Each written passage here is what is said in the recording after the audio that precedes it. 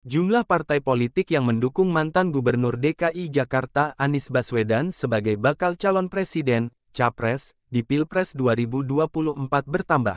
Awalnya Partai Nasdem mengusung Anies menjadi capres. Ketua Umum Nasdem Surya Paloh mendeklarasikan Anies pada Oktober tahun 2022.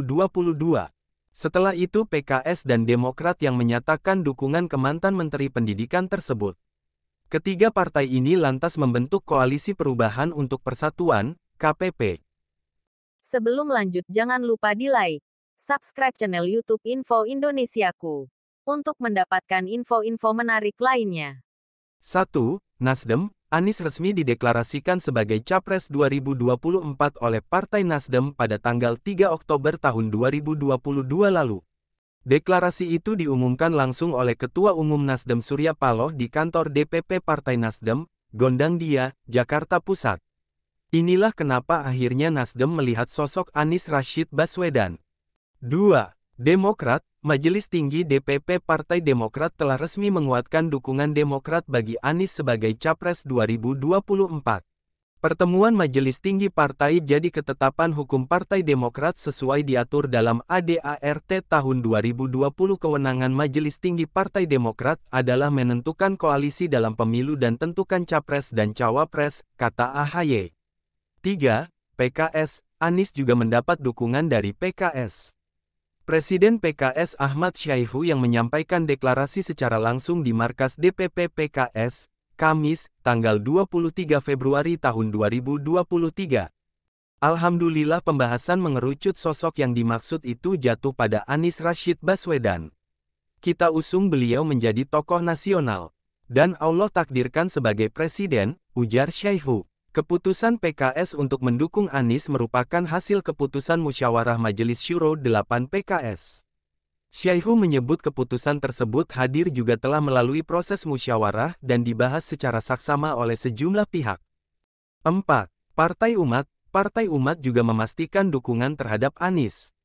Dukungan tersebut diungkap Ketua Majelis Syuro Partai Umat Amin Rais dalam penutupan Rapat Kerja Nasional, Rakernas, Partai Umat, di Jakarta. Jadi, tadi mengenai presiden, itu disebut langsung namanya Anies Baswedan, kata Amin. 5. Partai Masyumi, Ketua Majelis Syuro DPP Partai Masyumi Abdullah Hehamahua mengungkap keputusan mendukung Anies sudah ditetapkan dalam rapat Majelis Syuro Masyumi pada Minggu, tanggal 4 Juni tahun 2023, lalu. Kami resmi dukung Anies. Saya sebagai Ketua Majelis Syuro yang memutuskan itu dengan teman-teman Majelis Syuro. Terakhir, rapat, Ahad lalu, ujar Abdullah. Mantan penasihat KPK ini menjelaskan DPP Masyumi telah mengeluarkan instruksi agar para pengurus di tingkat DPW, DPC dan seluruh kader membantu memenangkan Anies. Namun, hingga kini koalisi pengusung Anies, Nasdem, Demokrat, dan PKS belum menetapkan cawapres pendamping Anies di Pilpres 2024. Mereka masih menggodok nama-nama potensial pendamping Anies.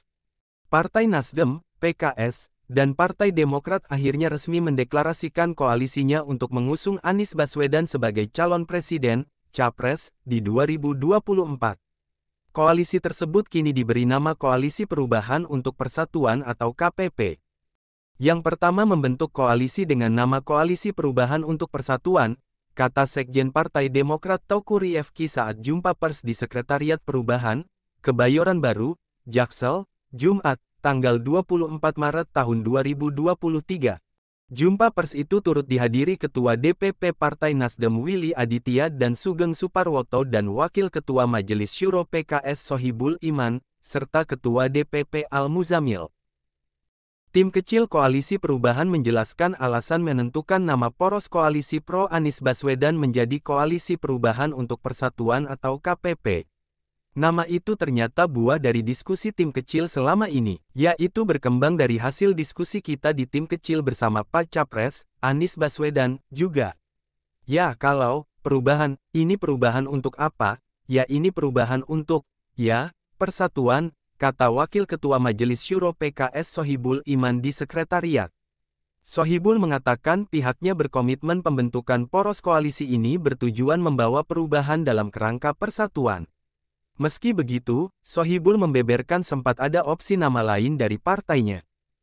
Jadi karena memang kan sebetulnya ultimate kita supaya bagaimana kita ini berubah kepada yang lebih baik tapi dalam kerangka tetap bersatu, ujarnya. Karena ada juga yang masukan, koalisi perubahan untuk kesejahteraan. Ya dari PKS juga, untuk keadilan, imbuhnya. Sementara, lanjut Sohibul, usulan nama lain juga datang dari Demokrat. Menurutnya, Demokrat mengusulkan nama poros itu.